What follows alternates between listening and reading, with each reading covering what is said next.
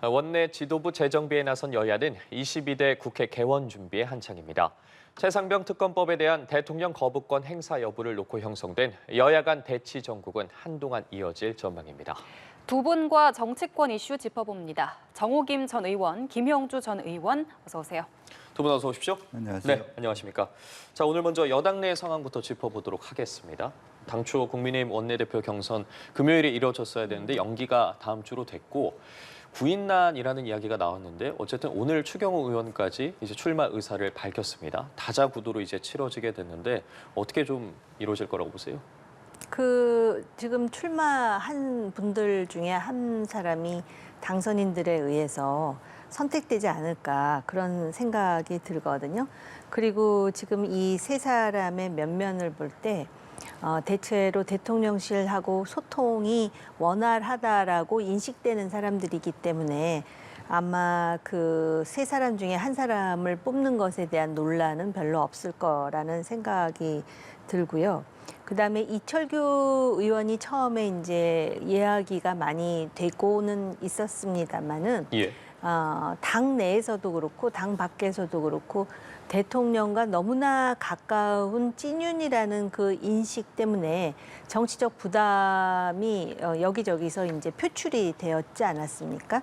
그런데 이철규 의원이 원내 대표로 나서지 않더라도 이미 지금 하겠다라고 출마 선언을 한 사람들이 그렇게 대통령실과 각을 세울 만한 사람은 없기 때문에 아마 이철규 의원은 그러면 등록을 안 할지 싶습니다, 개인적으로.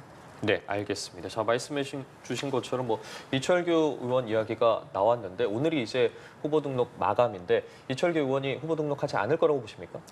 글쎄요, 그런데 최근에 이철규 의원이 이렇게 말씀하셨습니다. 내가 출마하면 안 된다고 얘기하는 사람은 우리 아내밖에 없다. 이렇게 얘기했기 때문에 사실 제가 알기로도 배현진 의원도 있고 그렇게 얘기한 분들이 굉장히 많음에도 불구하고 그런 말씀을 하셨다는 것은 여전히 후보 등록할 가능성은 열려 있다 그렇게 봐야 될 것 같고요. 그러니까 차라리 저는 이철규 의원이 처음부터 전략을 잘못 짰다고 봅니다.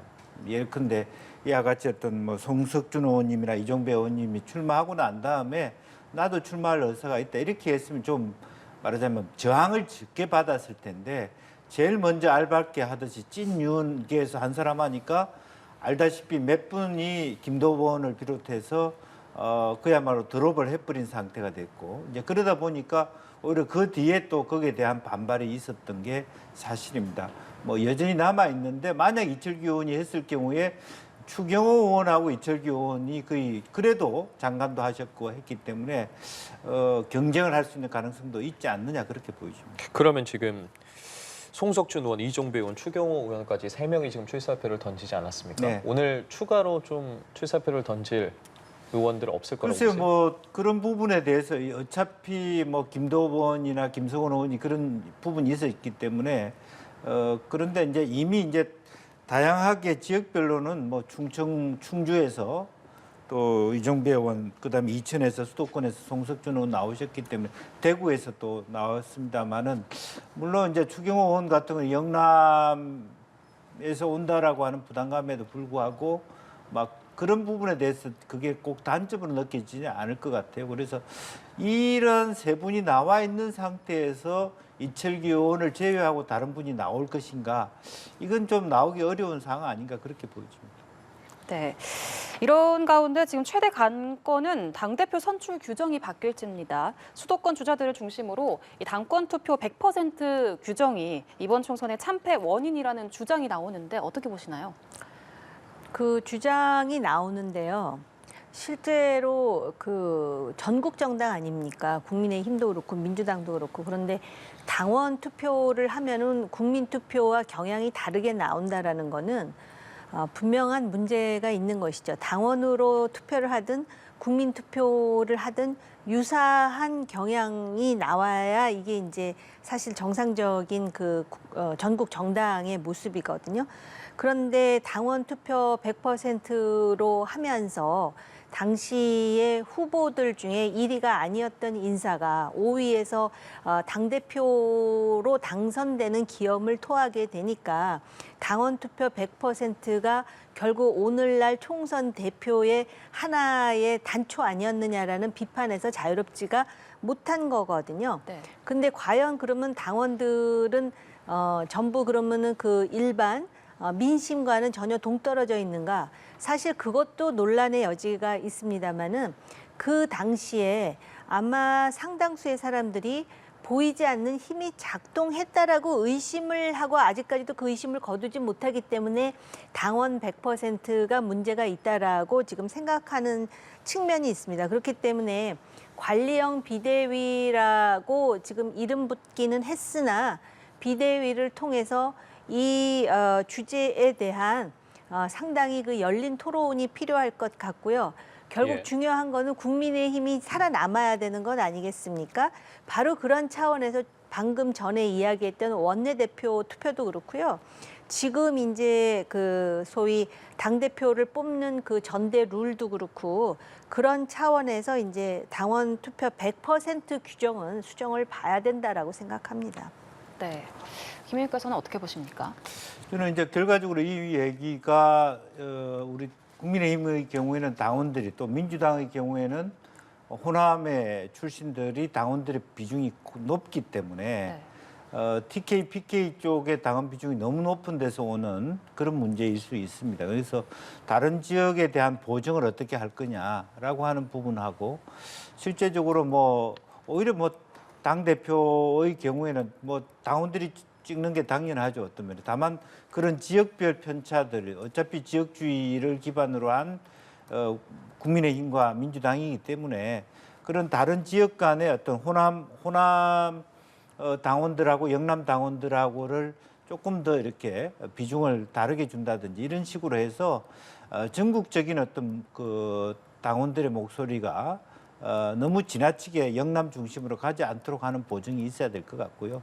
또 일정 정도는 그래도 뭐 5대5까지는 아니더라도 뭐 국민들이 그 국민의힘에 대해서 당원은 아니더라도 지지하시는 분들이 많이 있기 때문에 네.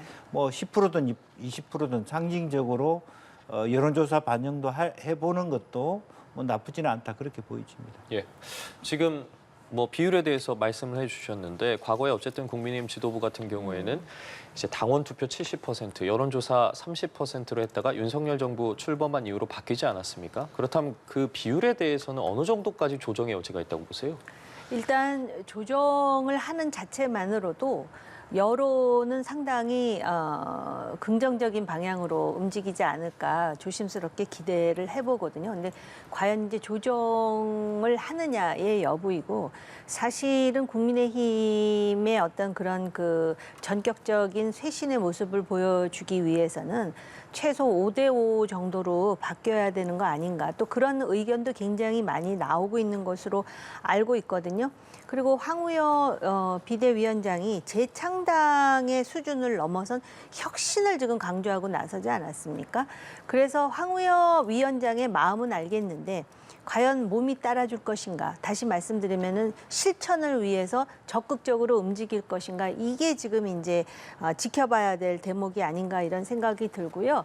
조금 전에 김 의원님 말씀하셨듯이 아무래도 국민의힘은 영남 지역에 당원들이 많고 또 민주당은 호남 지역에 당원들이 많기 때문에 그 지역의 지지자들을 상당히 고려해야 되는 것은 맞습니다만은 이번 선거의 결과로 보셔서 아시겠지만은 수도권에 그 유권자가 반 이상이 있는데 실제로 수도권에서 참패를 했다라는 것은 국민의힘에서 영남 지지자만큼 수도권의 그 지지자들 내지는 유권자들의 마음을 어떻게 아우르느냐가 큰 숙제로 남았다라는 것이거든요. 그래서 그거를 하는 첫 번째 단계로서 요번에 전대 룰에 있어서 민심을 얼마나 반영하느냐 이것이 굉장히 중요하다라는 것입니다. 그렇다면 지금 이제 당권 도전 가능성이 제기되고 있는 뭐 윤상현 의원도 그렇고 뭐 안철수 의원, 유승민 전 의원까지 있는데 안철수 의원 같은 경우에도 당 어쨌든 전대 룰 개정을 좀 전대로 열어놓는 모습이지 않았습니까? 그럼 전대 룰로 인해서 그럼 출마하고 안 하고의 의사가 좀 갈릴 거라고 보십니까? 글쎄 이미 유승민 전 의원 같은 경우는 모 방송 인터뷰를 통해서 본인이 전대에 관심이 있다라는 이야기를 한 것으로 제가 기억을 하고 있고요. 예. 그리고 이제 이걸 가지고 유불리를 따지기 이전에 일단 여론 내지는 민심을 반영하게 되면은요 당에 대한 국민적 관심이 높아지는 효과가 있거든요. 그리고 사실은 지금 예를 든다면은 영남 자민련이라는 정말 듣고 싶지 않은 그러한 그 평을 듣고 있지 않습니까? 거기서부터 벗어나기 위해서는 지금 누구에게 요번에 그 당권에 도전할 만한 사람들 이렇게 뭐 이름이 오르내리고 있지만은 저는 이게 누구에게 유리하고 불리한가를 따지는 자체가 의미가 없다고 생각을 하고요. 예. 결국은 당원은 당원대로 그리고 민심은 민심대로 호응을 얻는 사람이 당 대표가 돼야 당이 살아나는데 순기능을 할 수 있다고 봅니다. 예, 어쨌든 뭐 황 비대위원장 같은 경우에도 열린 상태에서 의견을 모아서 결정을 하겠다고 했거든요. 좀 고려할 부분들이 상당히 많아 보여요. 네. 사실은 이것은 당 전대 룰에 있어서 누가 당선되느냐의 문제하고 좀 다른 심각한 문제를 안고 있습니다. 예컨대 우리 선거구제를 소선거구제로 하는 것은 TK 의원들이 굉장히 배부른 생각을 하고 있는 거거든. 나는 떨어질 일이 없어. 그러다 보니까 21대 선거에서 거의 큰 차이가 아님에도 불구하고 그렇게 의석수가 나왔음에도 불구하고 그 소선거구제 하에서 22대 선거에서 똑같은 그렇게 참패를 맛봤거든요. 그것은 무슨 얘기냐면 당이 영남 의원들 소위 말해서 안정적이고 기득권화되어 있는 의원 중심의 논의를 수용할 가능성이 높아진다라고 하는 것은 24대 국회에 가더라도 소선구제에서 똑같은 결과들을 방관하게 되는 결과를 낳는 겁니다. 따라서 실제로 수도권 의원들, 수도권의 당의 위원장들은 그런 부분이 굉장히 속이 타는 것이죠, 사실은. 이제 그런 면에서 영남 부분에 민주당 몇 석을 주더라도 중대선거구제가 훨씬 국민의힘에 이로울 수 있다라고 생각하는 부분이 부딪히는 부분이 있는 거예요. 따라서 전체적으로 지금 윤상현 의원이나 나경원 의원이나 안철수 의원이나 이런 분들은 그런 의미에서 TK 의원들하고 입장이 다르다라고 봐야 될 것 같고 그런 것을 충분히 반영해서 사실은 뭐 앞으로 제7공화국을 여는 데 있어서 주도적으로 국민의힘이 기여할 수 있느냐 큰 틀에서의 선거구제 개편 논의까지 할 수 있는 동력을 담는 그런 룰 세팅의 의미가 있기 때문에 단순히 누가 유리하다라고 논의하는 차원에서 생각돼서는 안 된다 그렇게 생각이 듭니다. 네. 이런 가운데 민주당에서는 당내 신속한 교통정리 끝에 박찬대 원내대표가 단독 2후보로 선출됐습니다. 총선 이후에 친명색채가 더 짙어진 건데 단일 대우가 공고해졌다 이런 평가도 있지만 계파 간 불균형에 대한 우려도 좀 나오고 있어요. 그래서 이 계파 불균형 때문에 민심을 보면은 민주당에 대한 그 호응이 별로 높지 않아요. 4년 전에 총선 했을 때 민주당이 대승했잖아요. 그때 당시에 민주당하고 소위 우파 정당인 미래통합당의 여론조사를 해보면은 격차가 많이 났거든요. 근데 요번에 며칠 전에 그 여론조사 민심을 확인해 보니까는 민주당이 그렇게 높지 않아요. 단지 지금 대통령 지지가 상당히 내려앉았다라는 거에 대해서 국민의힘이 우려를 하는데 국민의힘하고 민주당의 지지 격차가 많지 않을 뿐만 아니라 어떤 거는 국민의힘이 조금 높은 것도 있다라는 것은 지금 이러한 일방주의적이고 일극주의적인 정당 운영에 대해서 이미 민심이 경고를 내리고 있다라는 거예요. 근데 지금 뭐 당대표는 연임을 할지 안 할지 당대표가 결정하겠죠.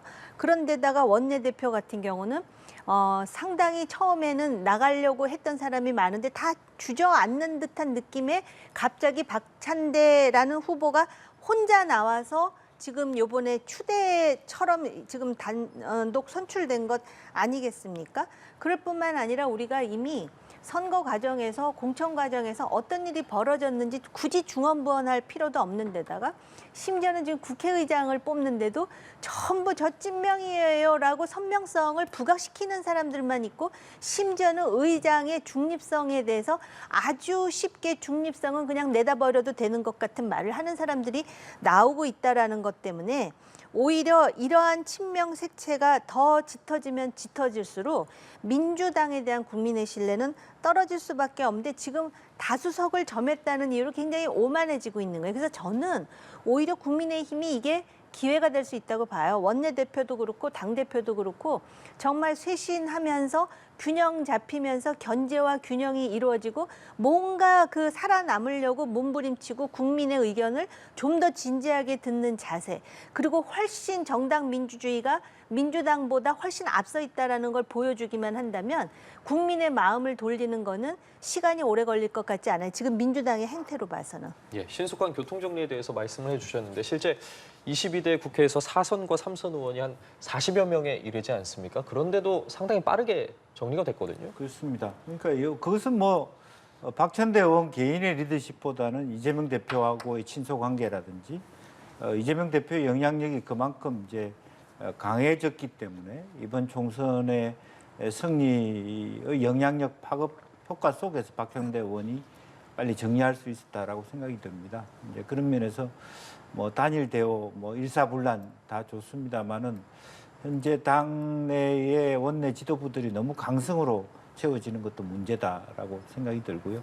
그랬을 때 뭐 우리 다른 역사 속에서 또는 다른 정치 속에서 나옵니다만은 뭐 심지어 중국 공산당조차도 베이징파, 상하이파, 공천당파 이렇게 위기를 극복하기 위해서 다양한 계파를 유지해 왔고 막대한 김대중, 김영삼 체제에서도 한 30%의 비주류를 인정해 줬고 또 존중해 왔습니다. 이제 그런 부분이 없어지는 것이 과연 민주당의 민주주의가 있냐? 이것은 뭐 우리가 방금 얘기하고 있습니다. 계파 불균형의 차원을 뛰어넘어서 계파의 균형이라든지 다양한 뭐 다양성 고차하고 뭐 다른 어떤 뭐 비명 계파가 존재하느냐까지도 위기에 있기 때문에 상당히 당이 빠른 위기가 왔을 때 어떻게 이 문제를 극복할 것인가, 대안이 있는가, 이제 이런 문제를 끊임없이 고민할 수밖에 없게 되었다 그렇게 봅니다. 그 비명계파에 대해서 말씀을 해주셨는데 소위 그런 비명계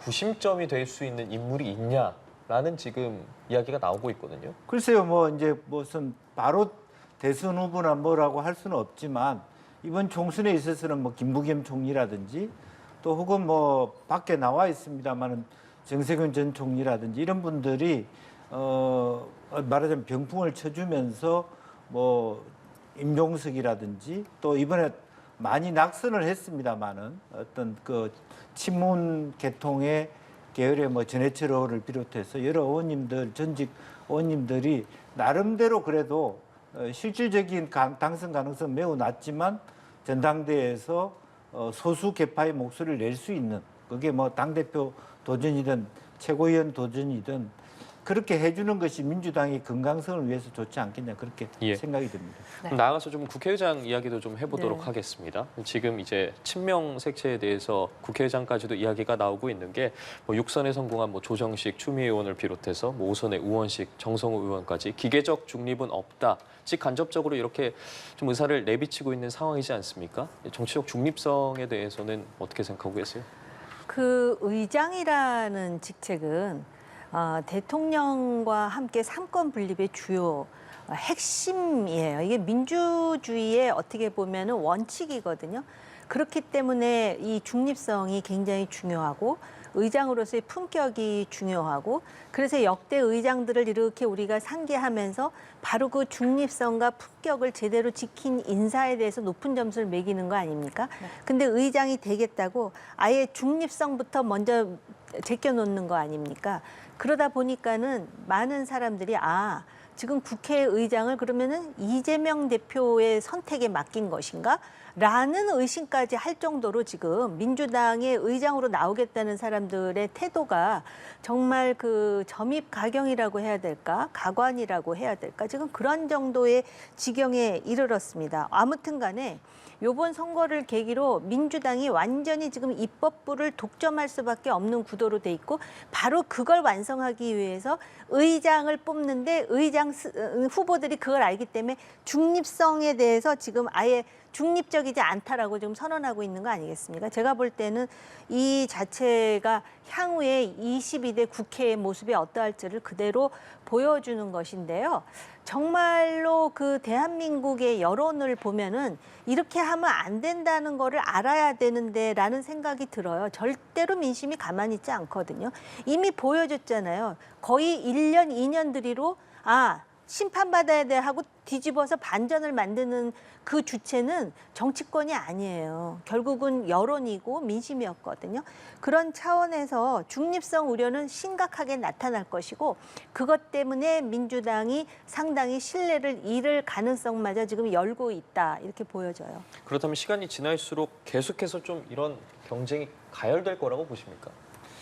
뭐 지금은 그럴 수밖에 없는 거 아닌가 그렇게 보여지고요. 다만 이제 그 물망에는 없습니다만은 박지원 의원님 같은 분들이 비교적 한편으로 보면 친명색채도 드러내면서도 중립적일 수 있는 또 여러 가지 국회의 권위를 가질 수 있는 그런 또 다른 대안일 수 있거든요.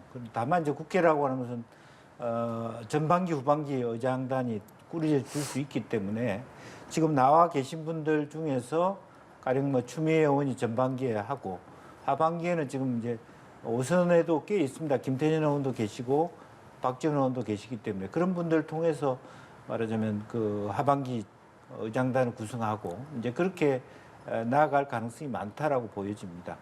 네. 그런가 하면 최상병 특검법 철회 후폭풍이 거셉니다. 민주당은 이 대통령실이 거부권을 행사한다면 이거는 국민과 싸우겠다는 소리다라고 비판을 했고요. 여당은 독선과 입법 폭주를 총선 민의라고 우긴다고 맞받은 상태입니다. 이 같은 대치 국면이 22대 국회에서도 좀 그대로 이어질까요? 그럴 것 같은데요. 왜냐하면은 지금 대통령실의 입장을 보니까는 거부권을 행사할 것 같습니다. 이미 그리고 여당에서도 지금 거부권을 요청하고 네. 있는 상태잖아요. 사실은 방송 들어오기 전에 김 의원님하고 잠깐 사담을 나누었는데 예. 그러면은 그 최상병 특검과 관련해서 이거 통과되기 전에 그러한 그 소위 입법과 독선의 폭주를 총선 민의라고 우긴다라는 그런 입장이었으면 그걸 왜 토론을 통해서라도 표출하지 않았을까 국민의힘은. 그리고 모든 것을 지금 오히려 대통령에게 전부 전가시켜가지고 나중에 비난을 받게 되면은 대통령이 받게 되는 구도로 만드는 것이 지금 국민의힘 의원들의 행태가 아닌가라는 이야기를 잠깐 나누고 왔는데요. 아무튼 대통령이 거부권을 행사하게 되면은 그다음에 재의결을 할 것이고 재의결을 할 때 뭐 17표, 18표가 더 필요한 상황이라면 과연 이것이 통과되기가 쉬울까라는 그런 생각이 들어요. 그러다 보면 다시 22대에 가장 제1안으로 이 특검법을 다시 올리겠다라는 게 민주당의 공언인 만큼 이 최상병 특검과 관련한 정쟁은 계속될 것이고 그 과정에서 뭐 국민들이 어떤 입장을 취할 것인가에 대해서도 굉장히 예민한 시선으로 바라보면서 정치가 개진돼야 된다라고 생각이 들어요. 네. 어쨌든 비슷한 국면으로 흘러갈 거다라고 얘기해 주셨는데 어떻게 보시나요? 뭐 아무래도 더 그게 강고해질 것 같습니다. 그러니까 실제적으로 보면 이제 여권의 17표가 더 와야지 뭐 모든 분들이 다 온다는 전제에서 봤을 때 대통령 거부권, 제의권 행사를 했을 때 다시 재차로 올렸을 때 통과 가능성이 있어 보이고 뭐 5월 28, 29일 정도 한 번 더 시도할 수 있는 얘기가 된다고 보는데 실제로 최상범 그 사건이 터진 지가 벌써 한 6, 7개월 이렇게 됐거든요. 작년 7월 달에 생겼기 때문에 이제 1년 동안에 말하자면 통화 기록 이런 부분이 이제 유지할 수 있다고 하면 실제로 보면 내용적으로 보면 5, 6월 달에 그래도 뭐 특검을 해야만 그런 어떤 통신 기록도 보존할 수 있는 그런 부분이 있습니다. 그래서 야당도 마음이 급한 것 같고요. 최상병 변호인 측도 그런 주장을 하고 있습니다. 이제 그런 부분이 있고 더구나 이번에는 뭐 한 명이었지만 어쨌든 여당에서도 찬성하는 분이 생겼다는 것, 그리고 지금 현재 이번에 낙선한 분 중에서 21대 국회에서도 그런 어떤 누수가 있을 수 있다라고 하는 부분이 있기 때문에 그게 쟁론이 될 텐데 이 부분은 어쨌든 대통령께서 가령 수정 제한이라도 해서 근데 공수처가 지금 늦었지만 어쨌든 수사를 하고 있으니까 공수수사가 끝나면 내가 수용하겠다. 이렇게 취임 뭐 이준영 기자회견 때 좀 말씀을 해주시는 것이 그나마도 성남 민심을 조금이라도 잠재우는 계기가 되지 않을까 그렇게 보여집니다. 예, 대통령이 제2요건을 행사할지는 좀 지켜봐야겠지만 앞서 말씀해 주신 것처럼 이번 총선에서 이 낙선하거나 낙천한 그리고 불출마한 의원들 합쳐서 한 50여 명 정도 되는 것 같더라고요. 그렇다면 지도부 입장에서 좀 이탈표 단속이 가능할까요? 좀 어려운 부분도 있을 것 같거든요. 어떻게 보세요? 그런 측면도 있지만 또 우리가 피상적으로 생각하는 것 외에 그 사람들의 이해가 상당히 복잡하지 않겠습니까? 그렇기 때문에 낙선하거나 낙천됐으면은 무조건 요번에 통과시킬 것이다라고 단순하게 생각할 수 없는 여러 가지 저간의 속사정들이 있을 것 같고요. 지금 의원님께서 수정 제한 말씀하셨는데 저도 같은 생각이에요. 이거를 지금 단순하게 안 된다, 된다 이렇게 지금 정치적으로 삿바싸움을 할 것이 아니라 일단 지금 뭐 인력도 부족하고 또 여러 가지로 시간을 끌었던 공수처가 지금 김계환 사령관까지 지금 소환한 상태입니다. 그리고 지금 어찌됐든 뭐 포렌식은 마무리돼서 지금 소환해서 피의자들을 조사하고 있는데 제 생각으로도 한 7월까지는 어쨌든 공수처를 만든 정권이요 정당이 민주당 아닙니까?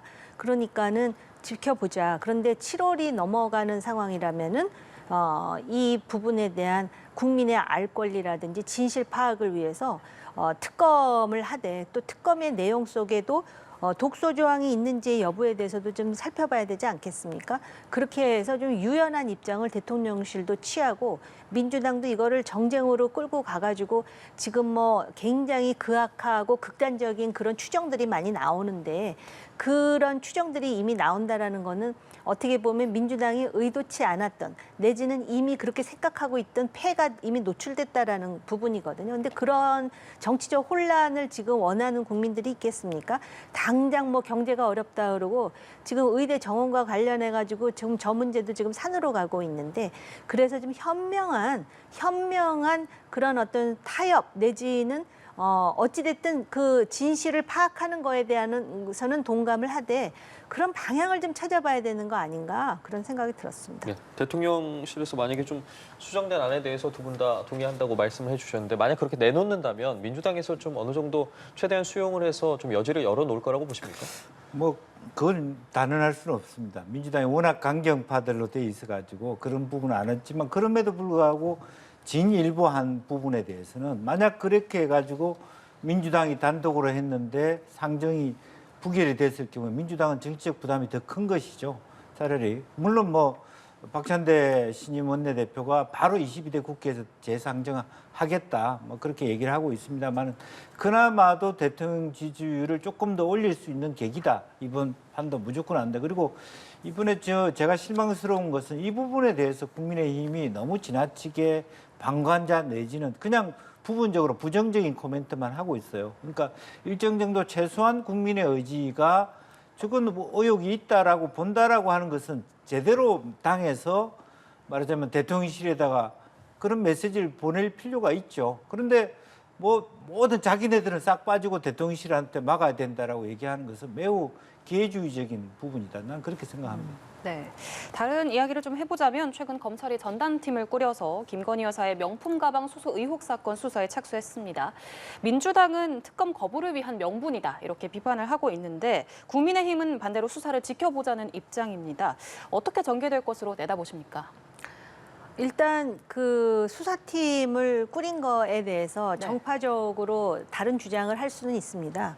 그런데 일단 그 명품 가방 수수와 관련해서도 국민적 관심이나 비판이 높은 만큼 지금 그 검찰총장이 서울지검에 지금 그 상당히 디테일한 수사를 지금 요구하고 있는 상황입니다. 이거를 뭐 정치적으로 해석해갖고 특검을 거부하기 위한 명분이라고 민주당은 그러지만 또 한편으로 보면은 검찰이 이제는 본격적으로 지금 수사를 하려고 지금 작정한 거 아니냐 또 이렇게 생각할 수 있는 여지도 있지 않습니까? 그래서 지금 이 부분과 관련해 가지고는 수사에 착수한 만큼 수사의 과정을 보면서 미진하다 그러면 그때 특검할 수 있는 일이라고 생각합니다. 네, 수사 과정을 지켜보고 해도 늦지 않다라고 이야기를 해주셨는데 어떻게 보시나요? 저도 마찬가지입니다. 이것을 처음부터 뭐 무슨 뭐 특검을 안 하기 위한 꼼수다 이렇게 볼 이유가 하나도 없어요. 네. 또 검찰총장이 꼭 대통령의 수족이다 이렇게 볼 이유도 없는 거고요.